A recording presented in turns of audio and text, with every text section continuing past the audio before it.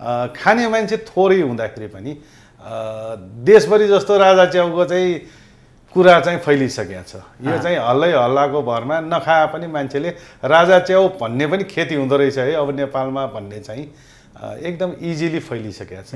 यतिको टेस्टी चाहिँ पाइँदैन।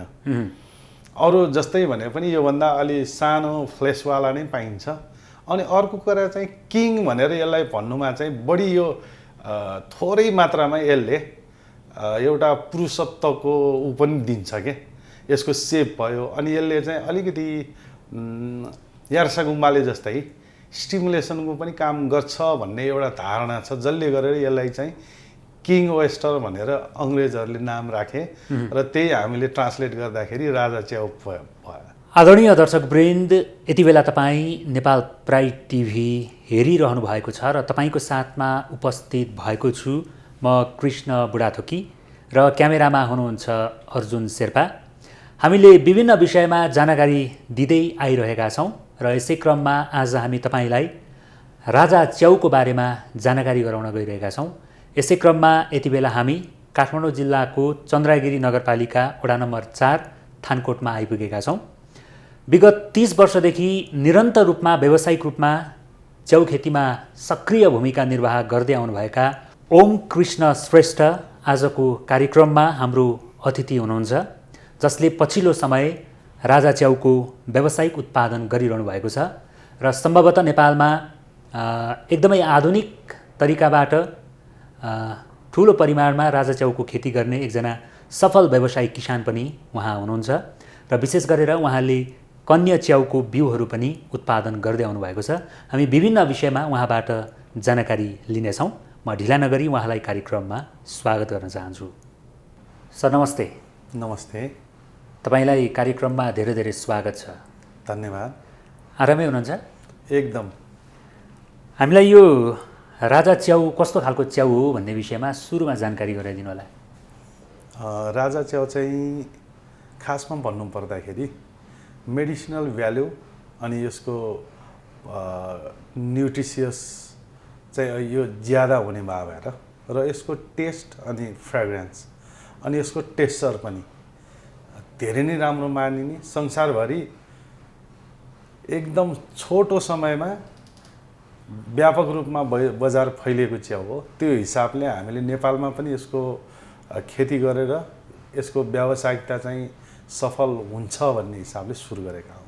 नेपालमा यसको हिस्ट्री कस्तो छ अलिकति बताइदिनु होला।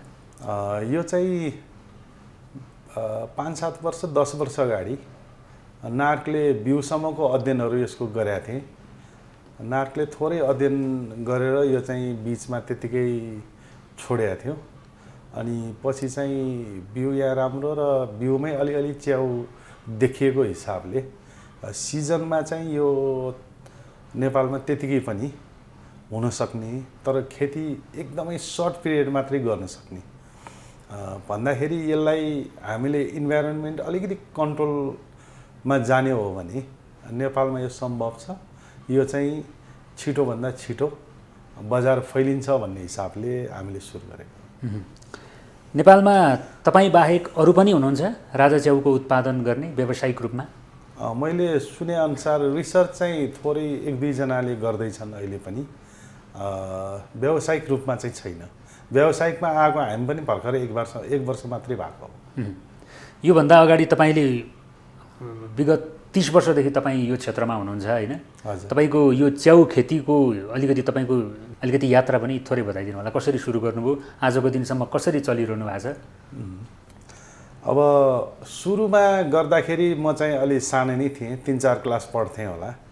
दाइहरूले सुरु गर्नुभएको थियो सायद 42-43 सालतिर होला। त्यो बेलामा चाहिँ म थोरै हेल्प मात्रै गर्थेँ। अनि पछि हुँदै गएपछि अब 46-47तिर आइसकेपछि म 7-8 क्लास पढ्दाखेरिको समयमा चाहिँ मैले थोरै आफै पनि कन्या च्याउ ट्राई गरेँ। ट्राई गर्दाखेरि मलाई चाहिँ अब यसमा केही सम्भाव्यता छ भन्ने त्यो बेला नै लागिसकेको थियो। पछि अलिअलि त्यो गर्दै पनि हेर्दै पनि थियौँ। पछि जब आफूले कलेज सुरु भयो, आफ्नो कलेज जान सुरु भयो, त्यो बेलादेखि चाहिँ मैले यसलाई व्यावसायिक रूपमा गर्न सकिन्छ र नेपालमा त्यो बेलाको परिदृश्यमा चाहिँ च्याउ खेती एकदमै थोरैले गर्ने, त्यो ताका सायद हामी 4-5 जनाभन्दा बढी थिएनौँ नेपालमा च्याउ खेती गर्ने। र बिउ उत्पादन पनि हामीले 49 सालबाटै सुरु गरे हौँ। बिउमा पनि मैले केही हेरिसके भएर चाहिँ यसमा सम्भाव्यता छ र यसलाई एउटा त्यो बेला कस्तो थियो भन्दाखेरि च्याउ खेती भन्ने चाहिँ भगवान भरोसा गर्ने खेती हो भन्ने धारणालाई चाहिँ मेरो हिसाबमा यो चाहिँ होइन, थोरै हामीले यसमा इम्प्रुभमेन्ट ल्याउने हो भने यो राम्रै तरिकाले खेती गर्न सकिन्छ भन्ने हिसाबले त्यो बेलादेखि सुरु गरे हौँ हामीले। कन्ने च्याउमा तपाईँको विगत बित्यो? हजुर होइन, कन्ने गोब्रे गोब्रे चाहिँ थोरै मात्रै गरियो। सायद 50 सालपछि 2-4 पटकभन्दा बढी हामीले गोब्रे च्याउको खेती गरेका छैनौँ। कन्नेमा चाहिँ एकदम तल्लो एकदमै सुरुको स्टेजदेखि भनौँ न, सुरु जब एउटा केही प्रविधि नै खासै थिएन त्यो बेलादेखि चाहिँ म आफैले पनि धेरैवटा रिसर्चहरू गरेर अहिले किसानहरूले जति प्रविधिहरू युज गरिरहेछन् नि त्यसमा धेरै कुराहरू म आफैले रिसर्च गरेको चिजहरू धेरै पाइन्छ। अहिले त अब विगतको भन्दा अहिले त धेरैजना च्याउ खेती गर्ने व्यवसायी किसानहरू बढिसक्नु भएको छ होइन, प्रतिस्पर्धा पनि एकदमै धेरै छ। जानेर भन्दा पनि नजानेर आउने क्रम पनि धेरै बढिरहेको छ भनेर यहाँले आफ्नो अनुभव पनि हामीलाई अलिकति सेयर गर्नुभयो। हजुर, तपाईँ चाहिँ किन कन्ने च्याउलाई छोडेर अहिले राजा च्याउतिर चाहिँ आकर्षित हुनुभयो? विगत 5-7 वर्ष 10 वर्षको हिस्ट्री हेर्ने हो भने किसानहरूको चाहिँ धेरै नै इन्भल्भ चाहिँ बढ्न थालेको हो कन्ने च्याउमा। एउटा भ्याल्यु प्रोडक्टको रूपमा च्याउलाई राखिएको र यो अब चाहिँ अरू तरकारीहरूभन्दा पनि सस्तो हुँदा पनि मानसिकतामा चाहिँ किसानहरूको मानसिकतामा यो चाहिँ भ्याल्यु क्रप हो भन्ने हिसाबले किसानहरूको यसमा आगमन चाहिँ व्यापक छ, जसले गर्दाखेरि अहिले परल मूल्य उठाउन पनि गाह्रो छ। मलाई 4-5 वर्ष अगाडि नै अब यसमा चाहिँ कन्टिन्युटी दिने हो भनेदेखि हामी कमाउनतिर होइन उल्टो चाहिँ गुमाउनतिर लाग्छौँ भन्ने हिसाबले अनि अब यसको विकल्पको रूपमा अनि एउटा नयाँ क्रप भ्यारिएसन पनि गर्नुपर्ने। च्याउ त धेरै प्रजातिको गर्न सकिन्छ तर नेपालमा चाहिँ एकदमै थोरै प्रजाति मात्रै खेती भइरहेको हिसाबले अब नयाँ प्रजाति चाहिँ नेपालमा इन्ट्रोड्युस गर्ने हो भने हजुर मार्केट पनि लिन्छ र थोरै समयको लागि यसले मार्केट पनि लिन्छ, कमाइ पनि गर्न सकिन्छ भन्ने हिसाबले अनि अगाडि बढ्यो। कस्तो छ त यसको बजार, यसको व्यापार कस्तो छ, मूल्यहरू कस्तो छन्? अब तपाईँ मात्रै यसमा अहिले त एकलौटी रूपमा तपाईँकै राज छ भन्दा पनि भयो, किनभने अरू प्रतिस्पर्धीहरू आइसक्नु भएको अवस्था छैन। त्यस्तो छैन अहिले। अब राजा च्याउ यो किङ ओयस्टर मसरुमको हिसाबले हामीले नेपाली नाम एक्ज्याक्ट बिगुल च्याउ भनेर विशेषज्ञहरूले राख्नु भएको रहेछ। तैपनि किङ ओयस्टर मसरुमलाई हामीले किङ ओयस्टर मसरुम नै भनेर प्रचार गर्दाखेरि अब हाम्रोमा आएर किन्ने ग्राहकहरूले कन्ज्युमरले चाहिँ किङ च्याउ दिनु भनेर खोज्न आउने क्रम बढेको हिसाबले त्यो उपनाम एउटा गाँसियो। हामीले चाहिँ अनि यसलाई राजा च्याउ राख्दाखेरि एउटा एट्र्याक्टिभ पनि हुन्छ, मान्छेले झट्ट सम्झिन्छ पनि र अहिलेको ट्रेन्ड पनि त्यही देखिरहेछ। खाने मान्छे थोरै हुँदाखेरि पनि देशभरि जस्तो राजा च्याउको चाहिँ कुरा चाहिँ फैलिसकेको छ। यो चाहिँ हल्लाको भरमा नखाए पनि मान्छेले राजा च्याउ भन्ने पनि खेती हुँदो रहेछ है अब नेपालमा भन्ने चाहिँ एकदम इजिली फैलिसकेको छ। यो अरू च्याउहरूभन्दा अलिकति गुणस्तरका हिसाबले राम्रो हुने भएर हो अथवा तपाईँले भने जस्तो व्यक्तिहरूले राख्दैकै भरले नै राजा च्याउ बन्न गएको हो कि अरू यसका खास विशेषताहरू पनि केही छन्? अब एउटा चाहिँ ट्रान्सलेटको हिसाबमा किङ च्याउ भन्न थाले भएर राजा च्याउ भन्ने भयो हो, तर यसमा चाहिँ थुप्रै कारणहरू छन् जसले गर्दा चाहिँ यसलाई किङ ओयस्टर मसरुम भनेर इङ्ग्लिसमा नाम राखे होइन। एउटा चाहिँ कन्ने च्याउ मध्येमा यो जतिको फ्लेसी कन्ने च्याउ मात्रै होइन अरू पनि च्याउ यतिको फ्लेसी चाहिँ यतिको टेस्टी चाहिँ पाइँदैन। अरू जस्तै भने पनि योभन्दा अलि सानो फ्लेसवाला नै पाइन्छ। अनि अर्को कुरा चाहिँ किङ भनेर यसलाई भन्नुमा चाहिँ बढी यो थोरै मात्रामा यसले एउटा पुरुषत्वको ऊ पनि दिन्छ के, यसको सेप भयो अनि यसले चाहिँ अलिकति यार्सा गुम्बाले जस्तै स्टिमुलेसनको पनि काम गर्छ भन्ने एउटा धारणा छ, जसले गरेर यसलाई चाहिँ किङ ओयस्टर भनेर अङ्ग्रेजहरूले नाम राखे र त्यही हामीले ट्रान्सलेट गर्दाखेरि राजा च्याउ भयो। यसको उत्पादन गर्ने क्रममा चाहिँ के कुराहरू प्रयोग हुन्छन्? जस्तो तपाईँले अहिले भुसबाट गरिरहनु भएको छ भन्नुभएको छ होइन? हजुर, एकदमै मसिनो भुस प्रयोग भएको छ। अरू यस्ता कुराहरू के प्रयोग हुन्छन्? भुस भन्दा पनि त्यसलाई चाहिँ काठको धुलो भन्दाखेरि उपयुक्त होला। काठको धुलो, सडस्ट बेस्ड मिडिया भन्छ यसलाई। काठको धुलोमा गर्दाखेरि नेचुरल टेस्ट चाहिँ ल्याउन सक्ने, जुन हामीले परम्परागत रूपमा परालमा कन्भर्ट गऱ्यौँ नि च्याउखेतीलाई, त्यो गर्दाखेरि त्यसमा चाहिँ अलिकति परालको गन्ध आउने, तर जुन अब काठको धुलो युज गरेर गर्दाखेरि त्यो गन्ध चाहिँ हट्ने, जसले गर्दाखेरि च्याउको टेस्ट चाहिँ एकदम नेचुरल, एकदमै धेरै नै चेन्ज क्या। जुन मान्छेलाई मन नपर्ने गन्ध हटेपछि त धेरै नै मिठो हुने भयो। टेस्ट त यसको सबैमा छँदैछ, तर नमिठो गन्ध चाहिँ हटेपछि यसको सुनमा सुगन्ध भने त सुगन्ध मात्रै आउने भयो, दुर्गन्ध नआउने भयो क्या। त्यो हिसाबले काठको धुलो चाहिँ हामीले सुरु गरे। यसलाई पकाउने विधिहरू, खाने तरिकाहरू पनि धेरै छन् भन्नुभयो यहाँले। खाना चाहिँ विशेष गरेर यो चाहिँ सेकुवामा एकदमै, अरू च्याउ सेकुवा बनाउनलाई अलिकति प्रब्लम हुने, किनकि फ्लेसी छैन, बढी मासु चाहिँ कम भएको भनौँ न, यसमा चाहिँ धेरै मासु हुने भएर यो चाहिँ पोल्नलाई सजिलो, आफूलाई चाहिएको सेपमा काट्न मिल्ने, कस्तो कसलाई कस्तो चाहियो त्यही अनुसारको धेरै अप्सनहरू छ यसमा, जसको कारणले यसको रेसिपीहरू पनि त्यस्तै धेरै छन्। नेपालमा चाहिँ मेरो आफ्नो व्यक्तिगत हिसाबमा चाहिँ छोइलाहरू अनि सेकुवा, अब अरू पकौडाहरू बनाउने, यसमा चाहिँ यो एकदमै धेरै राम्रो देखिएको। हामीले आफैले पनि थुप्रै ट्राई गऱ्यौँ, त्यसमा सबै चिजै हामीले जति पनि रेसिपीहरू ट्राई गऱ्यौँ, जतिजनालाई खुवायौँ, त्यसमा एकदमै राम्रो रेस्पोन्स चाहिँ पाएका छौँ। मूल्य चाहिँ कसरी निर्धारण गर्नुभएको छ यहाँले? मूल्य चाहिँ अहिले अब यो खासमा विदेशतिर पनि अलिक महँगै बिक्छ यो, त्यति गोब्रे च्याउ जस्तो सस्तो विदेशमा चाहिँ $1 पनि पाउने त्यस्तो छैन यो।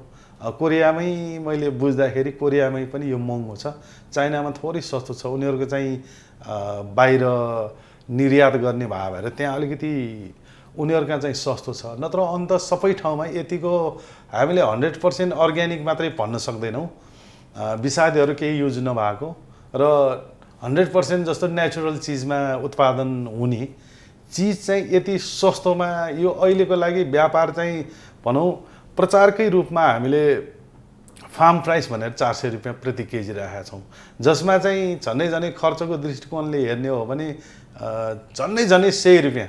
अब यसलाई प्रोडक्सन चाहिँ हामीले मासमा गर्ने हो भने अलिकति घट्न सक्ला, नत्र विद्युतै ₹100 झन्डैको विद्युत खर्च मात्रै आउँछ प्रति केजीमा। हजुर। यो बनाउँदाखेरि, उत्पादन गर्दाखेरि यसका उत्पादनका चरणहरू चाहिँ के हुन्छन्? सुरु कसरी हुन्छ, अन्त्य कसरी हुन्छ? यो साधारणतया हेर्दाखेरि र गर्दाखेरि पनि अरू च्याउहरू जस्तै नै हुन्, खासै यसमा भिन्न केही प्रोसेस हुन्न, सेम हो सबै नै। जस्तै पहिला पराल काट्यो भने जस्तै अब यहाँ धुलो लिएर आउने हुन्छ। हजुर। धुलोलाई हामीले केही पानीमा अब त्यसलाई चाहिने मोइस्चर मेन्टेन गरिसकेपछि त्यसलाई मिक्सिङ गर्छौँ हामीले। अब यसमा चेन्ज भने यति हो कि हामीले यसमा ठुटो थोरै उत्पादन बढाउनको लागि जुन अब दानाहरूमा युज गर्ने नर्मल ठुटोहरू छन् त्यही नै हामीले थोरै त्यसमा न्युट्रियन्टको रूपमा दिन्छौँ। त्यो सबै मिक्स भइसकेपछि यो प्याकिङ हुन्छ, प्याकिङ पछि स्टेराइल पछि कुलिङ हुन्छ, कुलिङ पछि यसमा अरू सेम नै हो, बिउ हालिन्छ, बिउ हालेपछि 1.5 महिना जति चाहिँ हामीले यसलाई इन्क्युबेसन पिरियड भनेर ढुसी फैलाउनको लागि पोकाहरू राख्छौँ र त्यसलाई चाहिँ लिएर गएर अनि ग्रोइङ रुममा, क्रपिङ रुम जसलाई हामी भन्छौँ, त्यो ग्रोइङ रुममा 12 देखि 14 मा मेन्टेन गरेर राखेपछि यो 20 दिन जतिमा यसमा च्याउ टिप्ने बेला हुन्छ। अहिले यहाँले दैनिक रूपमा चाहिँ कति उत्पादन गरिरहनु भएको छ? हामीले सुरु चाहिँ अब 80 देखि 100 को गरिसक्यौँ। त्यो ठिक तरिकाले हामीले निकालेर पनि गरिसकेका छौँ र हामी अझै पनि यसमा पर्फेक्ट चाहिँ भइसकेका छैनौँ। यसमा अझै हेर्दैछौँ यसको नेचुरली यो चाहिँ कसरी यसले बिहेभ गर्छ, CO2 कन्सन्ट्रेसनमा यसले के गर्छ, लाइटसँग कस्तो बिहेभ देखाउँछ, त्यो चाहिँ अझै हेर्दैछौँ। र यसमा मेरो गेस अनुसार चाहिँ यो जाडो मौसममा यसमा किरा लाग्छ, किरा अलिकति प्रकोप चाहिँ आउला भन्ने गेस गरेर हामीले तयारी गरेका थियौँ। तर यो टाइममा के कारणले हो त्यो चाहिँ भएन। अब अहिले आएर जब गर्मी सुरु भयो यो टाइममा चाहिँ किरा थोरै प्रकोप देखिया छ। त्यही भएर हामी यसमा अझै रिसर्चमै छौँ भन्दा नि केही फरक पर्दैन। उत्पादन अलिकति बढाइसके भए पनि हामी सिक्दै पनि छौँ, अनुसन्धान पनि चलिरहेछ। कतिको महँगो छ यो राजा च्याउको उत्पादन प्रविधिलाई चाहिँ अहिलेको लागि नेपालको हिसाबमा हेर्ने हो भने महँगै मान्नुपर्छ। किनकि अहिलेको जुन हाम्रो उत्पादन छ त्यसले सायद यसको लगानीको ब्याज पनि उठ्दैन। यहाँले अनुमानित कति जति लगानी गर्नुभएको छ अहिले? यो चाहिँ अब 1.5-2 करोड रुपियाँ लगानी भयो होला। एक्ज्याक्ट त अझै पनि बाँकी छ, थुप्रै कुराहरू गर्न बाँकी छ। हामीले जस्ट सुरुवातको रूपमा 1 वर्ष भयो सुरु गरेको, सुरुवातको रूपमा मात्रै गरे हो। कतिको गाह्रो छ, कतिको झन्झटिलो छ? झन्झटिलोको कुरा गर्ने हो भने नेपालीहरूको काम गर्ने जुन तरिका छ त्योभन्दा चाहिँ अलिकति बाहिरै छ भन्दा केही फरक पर्दैन। झन्झट हो नि त, किसानी पेसा नै त्यस्तै छ, अलि गाह्रै खालको हुन्छ। यो पनि त्यस्तै नै हो। अब थोरै फाइदाको पनि कुरा गरौँ। कतिको फाइदा हुने देख्नुहुन्छ तपाईँले? किनभने तपाईँ अब पहिलो अहिले सुरुवात गर्दै हुनुहुन्छ यहाँले, होइन? विगत 1 वर्षदेखि तपाईँ यो क्षेत्रमा हुनुहुन्छ। तपाईँले लगानी त धेरै गरिसक्नुभयो। यसको प्रतिफल कस्तो पाइरहनु भएको छ र कस्तो हुने सम्भावना देख्नुहुन्छ? अब यसमा यस्तो छ, अहिले फाइदा खोज्ने हो भने त यो नगर्दा नि भयो। तर जब हामीले 300-400-500 किलो दिनको उत्पादन सुरु गर्छौँ त्यो समयमा सायद थोरै वर्षमा राम्रै नाफा हुने भन्ने उसमा चाहिँ अहिलेसम्म धैर्यताका साथ चाहिँ बसिरहेको छु। त्यो एउटा डल्लो भनौँ हामी त्यसलाई, होइन? त्यो जुन तपाईँले काठको धुलो राख्नु भएको हुन्छ त्यसलाई के भनौँ, एउटा पोका भनौँ। हजुर। त्यसमा कति ग्रामसम्मको च्याउहरू फल्छ? यो चाहिँ अब यस्तो छ, हामी अघि नै भन्यौँ हामी अझै रिसर्चमा छौँ। एउटा चाहिँ कहिल्यै नसिद्धिने रिसर्च, जुन चाहिँ प्रोडक्टिभिटी चाहिँ अलिकति बढाउँ भन्ने, बढी उत्पादन गरौँ भन्ने, त्यो त कहिल्यै नसिद्धिने कुरा भयो। त्यसमा त हामी छौँ नै। त्योभन्दा बाहेक पनि जुन इनिसियल स्टेजमा हुने, यसमा कस्तो कसरी रोग लाग्छ अघि नै पनि भने, त्यो चिजहरूमा पनि हामी हेर्दै नै छौँ। त्यति अगाडि बढिया छैन। अहिले तपाईँको यो फार्मबाट चाहिँ न्यूनतम कति ग्रामसम्मका उत्पादन भएका छन्? एक पोकाबाट उत्पादन चाहिँ अब बढाउने कोसिस चाहिँ छ। मैले अहिलेसम्म सबसे बढी अब के कारणले हो, होइन, राम्रै भएर एउटै च्याउ चाहिँ 465 ग्रामको पनि टिपेँ, एउटै च्याउ पनि। अब यसमा अहिलेको एभरेज हाम्रो उत्पादन हेर्ने हो भने 320 ग्राम भनेर हामीले कुनै पोकाहरू त पहिल्यै फ्याँकिसकेका पनि हुन्छ। तर त्यो हिसाब नगरिकन जुनमा कन्टामिनेसन पाएन, जुन क्रोपिङ रुममा छिर्छ त्यसबाट चाहिँ हामीले एभरेजमा 320 ग्रामको रूप त्यति प्रोडक्सन चाहिँ हामीले गरिरहेछौँ। न्यूनतम कति दिनमा चाहिँ टिप्नका लागि योग्य हुन्छ? अब यो च्याउ देखिएको उसमा चाहिँ 20 दिन जति लाग्छ। एकचोटि टिपेपछि फेरि पलाउँछ कि के हुन्छ? यसमा थोरै हामीले अहिलेसम्म धेरै पटक हेर्यौँ। अब सायद अब फेरि हेर्नु जरुरत छैन। यसमा दोस्रो फ्लस लिने हो भने दोस्रो पटक च्याउ टिप्नेलाई फ्लस भनिन्छ क्या। फर्स्ट फ्लस, सेकेन्ड फ्लस भन्ने चलन छ। सेकेन्ड फ्लस चाहिँ यसमा लिनु कुनै अर्थ नै छैन। मैले पढाए नि त्यही हो, सेकेन्ड फ्लस यसमा हुँदैन भन्ने नै पढाए हो। हुँदैन पनि। जस्तो काठको धुलोमा गरिने अरू जस्तो सीताके च्याउ, कन्ने च्याउहरू चाहिँ 2-3 चोटिसम्म 4 चोटिसम्म टिप्न मिल्छ भन्ने गरिन्छ, होइन? यो चाहिँ मिल्दैन। यो चाहिँ मिल्दैन भन्दा हुन्छ। 50 ग्राम जतिको च्याउ आउँछ त्यसलाई केही नभने 15-20 दिन अर्को कुर्नुपर्छ। अब त्यो पनि एसीमा राखेर 15-20 दिन राख्दाखेरि अहिले हामीसँग प्रोडक्सन छैन, थोरै हामीले 100 किलोमा छौँ। रुम चाहिँ हाम्रो ठुलो छ। त्यो हिसाबले हामीले चाहिँ अब अहिले हेरौँ न त भनेर 4-5 राउन्ड चाहिँ हामीले हेरिसक्यौँ। अब त्यो चाहिँ सिद्धिने बित्तिकै निकाल्नु नै फाइदा नै हुन्छ। च्याउ टिपिसकेपछि त्यो जुन निकालिएको भुसको प्याकेट हुन्छ त्यसलाई रियुज गर्नुहुन्छ केहीमा? त्यो चाहिँ हामीले सबस्ट्रेट भन्छौँ, वेस्ट सबस्ट्रेट भयो त्यो। त्यो चाहिँ कस्तो हुन्छ भन्दाखेरि त्यसमा थुप्रै रिसर्चहरू अब गर्न बाँकी छ। हामीले थोरै चाहिँ अझै पनि गरि पनि रहेछौँ। यो चाहिँ के भन्छन् भन्दाखेरि यो किङ ओयस्टर मसरुम चाहिँ एकपटक मात्रै टिप्ने भएर यसको वेस्ट मेटेरियलमा चाहिँ फेरि अलिकति न्युट्रिएन्ट थपेर कन्या च्याउ फेरि राम्रैसँग गर्न सकिन्छ। कन्या भन्नाले ओस्टाटस र प्लुरिडस फ्लोरिडा र ओस्टाटस भन्छन्। ती जातहरू चाहिँ अहिले जुन नेपालमा कन्या च्याउ भनेर पाते च्याउ भनेर बिकिरहेछ त्यो चाहिँ राम्रैसँग खेती हुन्छ भन्ने छ। त्यसको रिसर्च चाहिँ हामीले सुरु गरिसकेका छौँ। अब 150-200 ग्रामसम्म चाहिँ फल्ने हामीले हेरि पनि सक्यौँ, तर त्यो न्युट्रिएन्टै दिएर हेरेका छैन। अब त्यो पनि हामी अगाडि बढ्दैछौँ। त्यो गरिसकेपछि हामीले प्लुरिडस ओस्टाटस र फ्लोरिडा जुन पाते च्याउ भनेर चिनिन्छ तिनीहरू पनि हामी बिस्तारै गर्छौँ।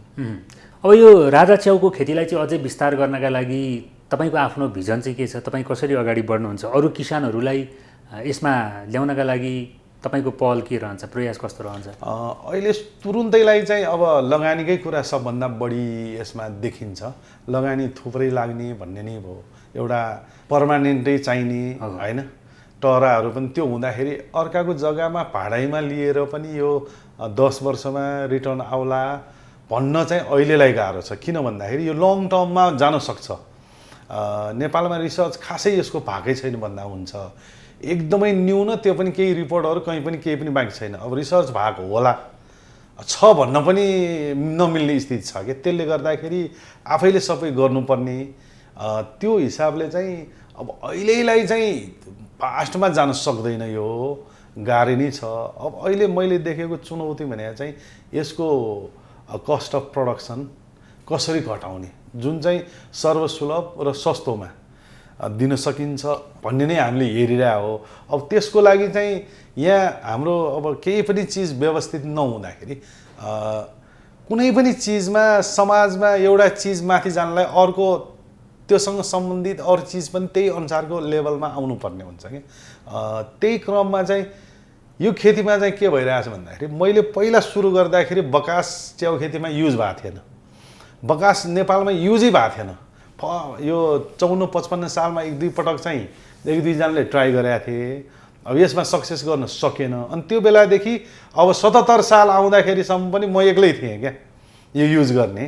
तर अब यो सालभरिमा यो लकडाउन सिद्धिने बित्तिकै जसले चाहिँ यो बटन मसरुम, गोलो च्याउ, गोब्रे च्याउ भन्छन्, त्यो खेती गर्नेहरूले पनि यसमा यही सबस्ट्रेट चाहिँ बकास चाहिँ युज गर्न थालेका छन्। बकास भन्नाले सुगर क्यान ब्यागेज भन्छौँ, चिनी निकालेर आएको बाँकी चिज।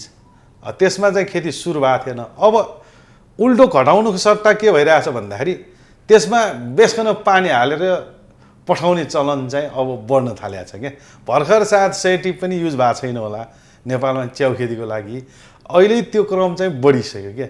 अब घटाउन त कहाँ कहाँ झन् बढ्ने चाहिँ देखिरहेछ। अब त्यसको लागि पनि केही संयन्त्रहरू या चाहिँ सरकारले नै केही पहल या चाहिँ त्यस्तो केही देखाइदिने हो कि अब कुनै पनि चिज जसले जतिमा मन लाग्यो त्यतिमा बेच्न पाउने या चाहिँ खरिद गर्नै पर्ने बाध्यता हुने गरी सबै ठाउँमा सबै चिज भिजाइदिएपछि त त्यही किन्न बाध्य भयो नि त। त्यो गर्दाखेरि केही नभए पनि मैले योपालि यहाँ चेक गर्दाखेरि 70% पानी हालेर पठाइदियो हेर्नु। अब त्यसको नि हामीले केजीकै हिसाबमा पैसा तिर्नुपर्छ। अब त्यसरी यदि सामानहरू चाहिँ सबै चिज त्यसरी बिगार्दै जाने हो भने विकास हुने होइन, अझ झन् पछाडि धकेलिने हो कि जस्तो देखिरहेको छ।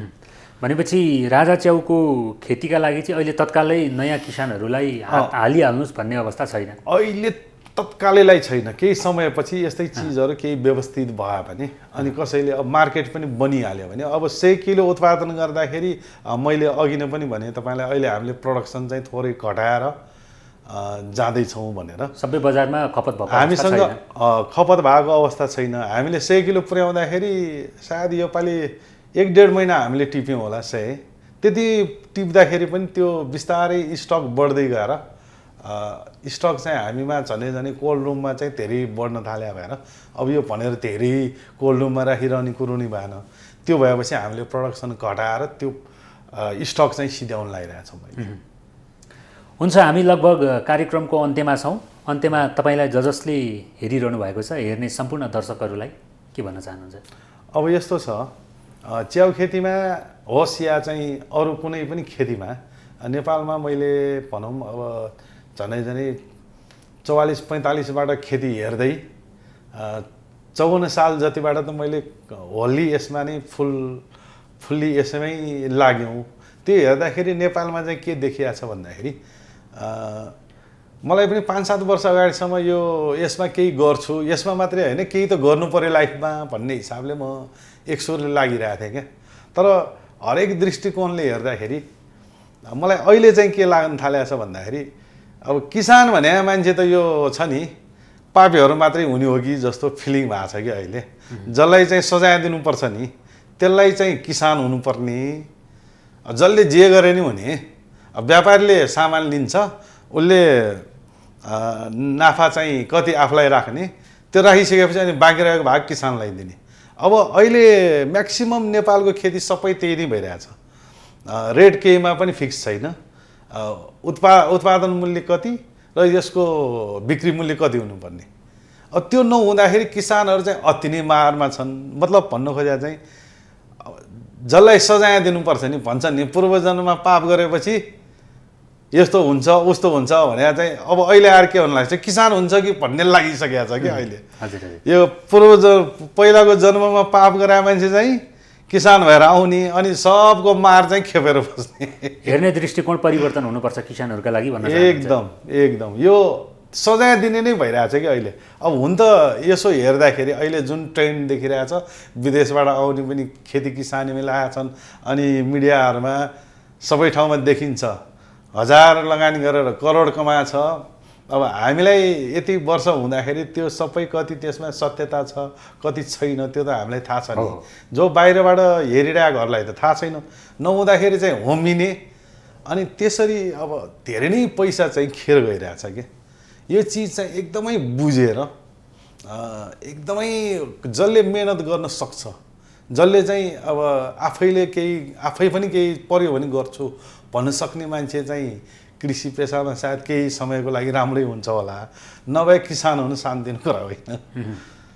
हुन्छ, हामीलाई यहाँले विशेष गरेर यो किङ वेस्टर मसरुमको बारेमा जानकारी गराउनु भयो। तपाईँलाई धेरै धेरै धन्यवाद दिँदै हामी छुट्छौँ। हवस् त, नमस्ते। नमस्कार।